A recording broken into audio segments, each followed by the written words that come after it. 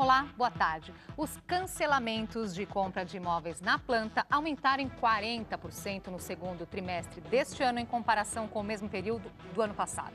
O cenário econômico desfavorável, a falta de rigor nas construtoras na hora de vender suas unidades, a dificuldade na aprovação do financiamento, além dos altos juros, estão entre os motivos para devolver o imóvel. O que muita gente não sabe é que o comprador tem direito a receber quase todo o valor pago. Quando Carlos resolveu investir em um segundo imóvel para a família em 2011, estava cheio de planos. Hoje, 3 anos depois, ele briga na justiça.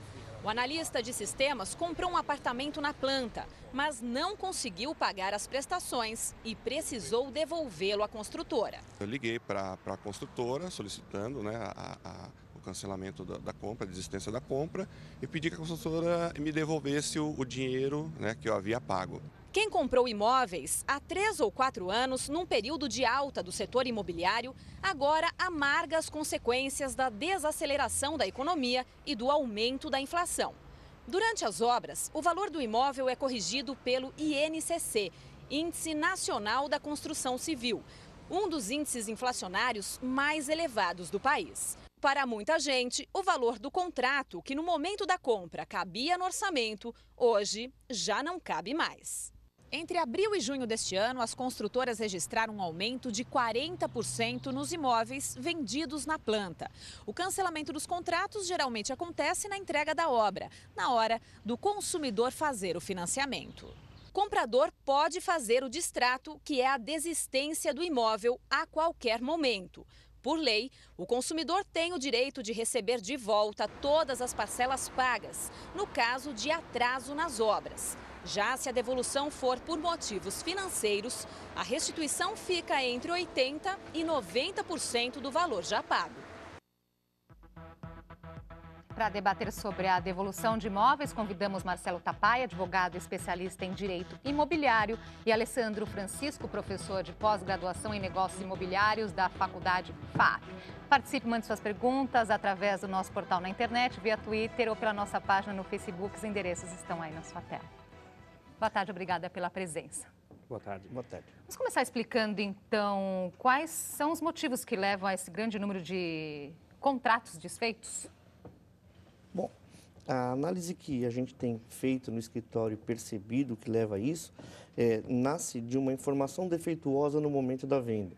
Aqui eu preciso deixar bem claro que não são todas as empresas, mas uma boa parte delas que não dá a informação devida, assim como não são todos os corretores, mas uma boa parte deles que não dá a informação devida. Ou seja, no momento que o cliente vai comprar o imóvel, é passado para ele um preço fixo, nominal, disse para ele que as parcelas são pequenas durante a obra e mostra-se para ele com uma conta sem nenhuma projeção futura de nenhum encargo, de nenhum índice, que ele vai ter um saldo a financiar numericamente pequeno e que isso caberá no orçamento dele. O que não se conta e não se explica em grande parte dos negócios no momento da venda é que esse saldo a financiar ele vai ser corrigido todos os meses pelo INCC, Índice Nacional da Construção Civil, que é um dos maiores indexadores inflacionários do mercado. Não é só sobre a parcela devida, e sim sobre o saldo total. Então, aquela parcelinha pequena durante a obra, compre seu imóvel com parcelas menores do que o aluguel, é o pior cenário que o consumidor tem. Por quê? No mês seguinte, o saldo já é corrigido pelo INCC, em média de 0,7%.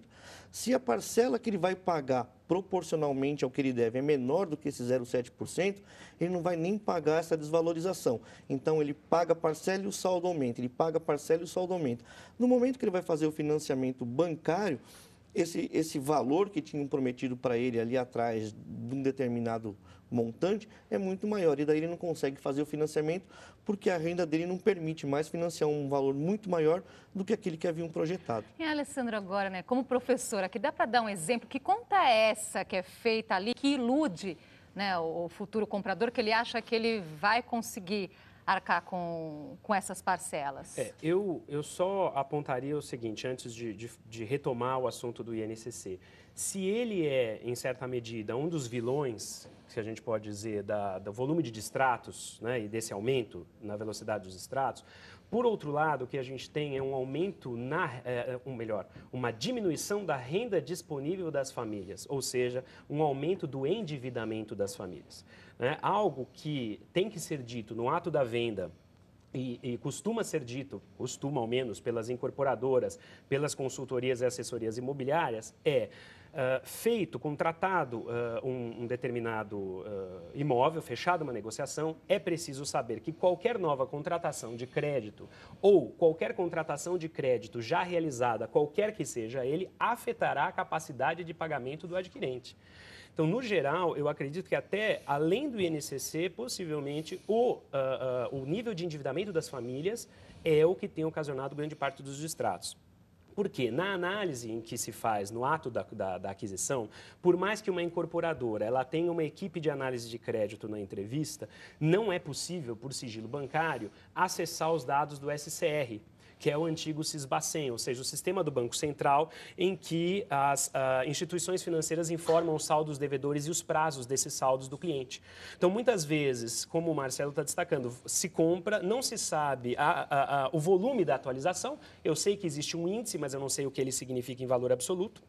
Mas, além disso, eu não sei que aqueles créditos que eu contratei, como meu financiamento de veículo, meus créditos pessoais, o meu limite de cheque especial e de cartão de crédito, vão afetar na hora do repasse para o banco, ou seja, na hora da efetiva assinatura do contrato de financiamento com o banco. Pois é, por falar em banco, algumas construtoras vêm responsabilizando os bancos, né, por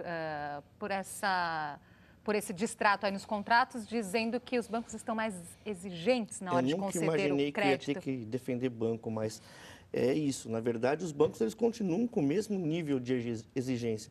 O que acontece é que as pessoas não atendem essas exigências porque a capacidade de endividamento delas está comprometida, seja porque elas não têm a renda necessária, porque elas fizeram outro tipo de financiamento, ou seja, porque não houve uma análise efetiva, real e verdadeira da disponibilidade financeira dessa pessoa no momento da venda. Então, essa análise deveria ser feita no momento da venda e não futuramente no financiamento, quando você deveria quando fazer chega uma análise no banco, anterior. Uma análise prévia, e você deveria mostrar para o cliente uma projeção, uma ideia de quanto esse saldo devedor custaria quando essa obra estivesse pronta. Você disse que você não tem condições de aferir qual é o valor do INCC futuro. Ok.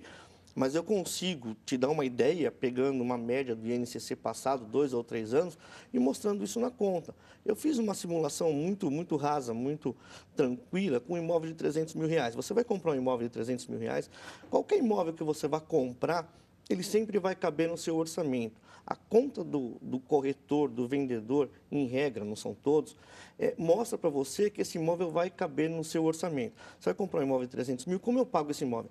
A senhora dá 20 mil de entrada, mais 36 parcelinhas de R$1.000 são mais 36 mil, com 20, 56, financia 244 daqui a 3 anos. Quanto a senhora ganha? Ganho X, perfeito, dá para a senhora financiar. Então, não se pergunta para o consumidor se ele tem carro financiado, se ele pretende comprar, se ele tem CDC, se ele tem empréstimo pessoal, empréstimo consignado, nada disso que compromete a renda dele. Muito bem, mas essa conta em si não é verdadeira. Por quê? Se você for levar isso ao longo do tempo, o cliente que comprou um imóvel de 300 e deu 20 de entrada, ele está devendo 280. No mês seguinte, incide INCC. Esses 280 já vai custar cerca de 282. Ele pagou 1.000, fica devendo 281. Próximo mês, 283. Ele pagou 1.000, fica devendo 282. E assim vai. No final dessa conta, ao final de 3 anos, ele pagou diretamente para a construtora cerca de 60 mil reais. E o imóvel que custava 300, ele está devendo 311. Quando prometeram para ele que o saldo final seria 244. Essa diferença de 244 para 311, se a análise de crédito dele no início do contrato foi muito justa, ele não vai conseguir fazer com que o salário dele acompanhe essa evolução e ele vai ter o financiamento negado no momento que o imóvel estiver pronto. Não tendo o financiamento aprovado, ele vai ter que devolver o imóvel para a construtora, que tenta ficar com o valor total pago. Agora, para não chegar nesse ponto, né? Se o comprador não tem essa informação no momento ali da compra, o que ele deve fazer? Eu acho que assim, uma coisa importante a partir da fala do Marcelo, né? ainda que se pergunte, né, porque o Marcelo colocou, não se pergunta sobre o endividamento do cliente. É muito importante destacar que tem empresas que perguntam. Eu acho que o importante é o cliente saber que ele deve responder com veracidade à pergunta. Ele não irá se beneficiar se ele disser que não tem uma prestação de 300 ou R$1.000 por mês, não importa. Ao contrário, como você bem colocou, né, Marcelo? Ele vai se prejudicar, porque ao final ele vai ter de destratar atendendo às condições contratuais. E aí ele não terá o percentual de 100% devolvido para ele, se eu não estiver enganado, né, Marcelo? Pois é, como que funciona essa devolução, né? Então, foi necessário, então, o cliente desistir da compra. O que ele tem direito? São duas questões. Se a desistência ocorre por culpa da construtora, porque houve atraso, porque ela não cumpriu aquilo que está no memorial descritivo, a culpa é dela, 100% dos valores pagos, corrigidos monetariamente, indenizações, sem questionamento. Responsabilidade da construtora, 100% de devolução. Responsabilidade do consumidor. Ficou doente, não consegue continuar pagando imóvel, ficou desempregado ou não consegue o financiamento.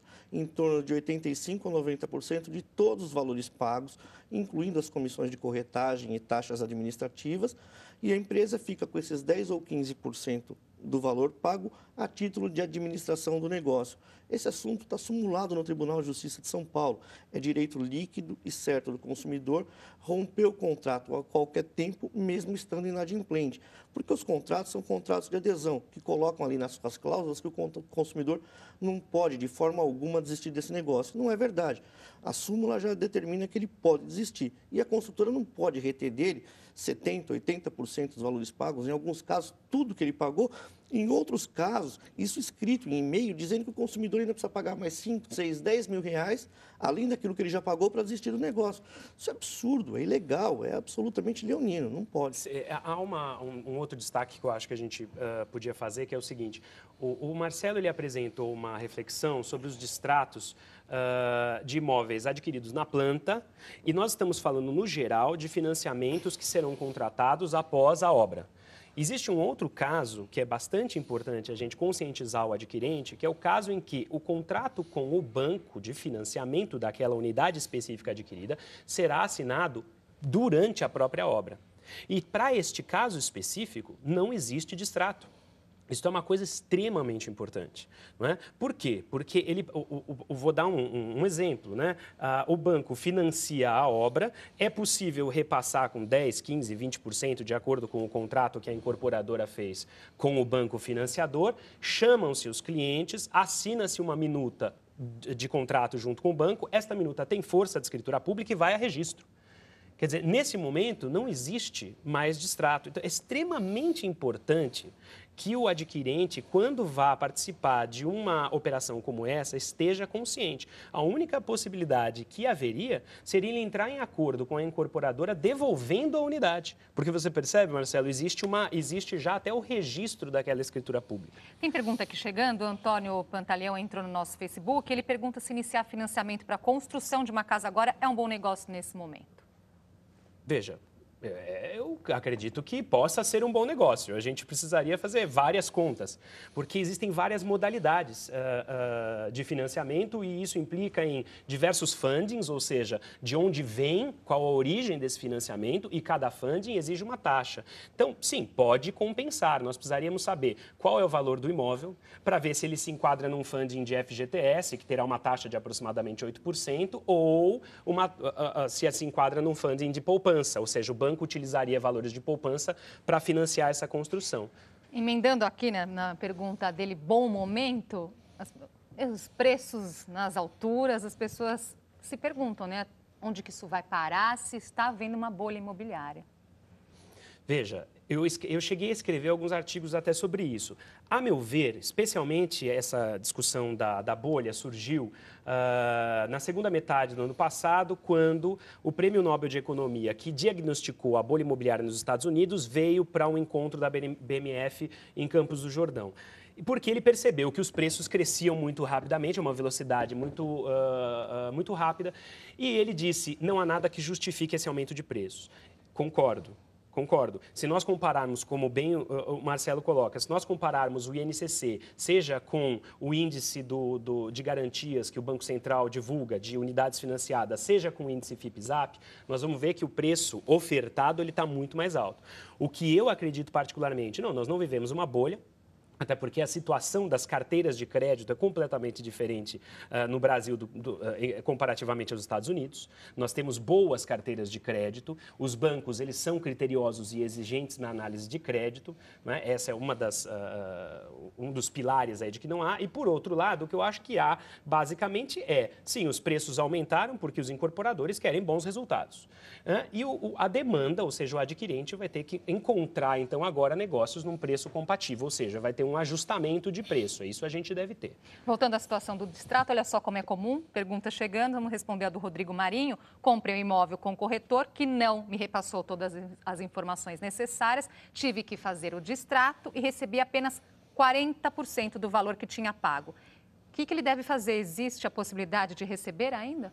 Sim, ele deve procurar um advogado e entrar com uma ação judicial. As empresas não podem reter 50%, 60%, 70% dos valores pagos.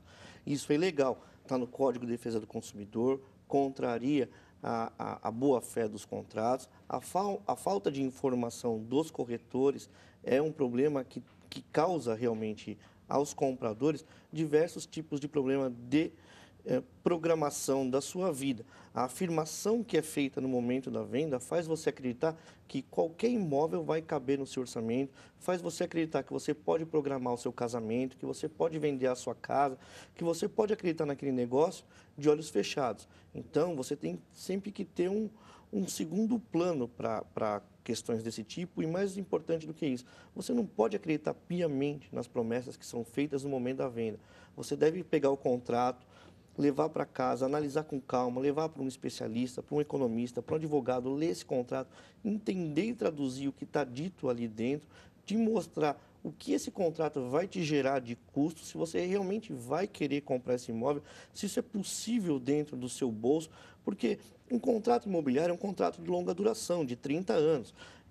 Você se privar de muitas coisas na vida para assumir uma prestação durante um ano é uma coisa. Durante 30 anos, certamente a sua geladeira vai quebrar, o seu filho vai para a escola, muita coisa vai acontecer que você vai precisar de uma verba extra e essa relação contrato e renda sua for muito justa, muito apertada, mesmo que você consiga o financiamento, você não vai continuar a honrá-lo durante todo o tempo. E conforme disse o Alessandro, quando você já tem um contrato de financiamento assinado com o banco, o distrato não é tão simples. Ou você vai ter que encontrar alguma pessoa que, nas mesmas condições financeiras que você, esteja disposto a assumir esse negócio, você vai fazer um repasse, e nesse repasse você sempre vai perder alguma coisa, ou você vai perder o imóvel para o banco. Desculpa te interromper, a Bárbara do Mais Cultura já está aqui. Obrigada por todas essas informações e até a próxima. Eu é que agradeço. E o JC Debate fica por aqui. Amanhã eu te vejo às 1h20. Até lá.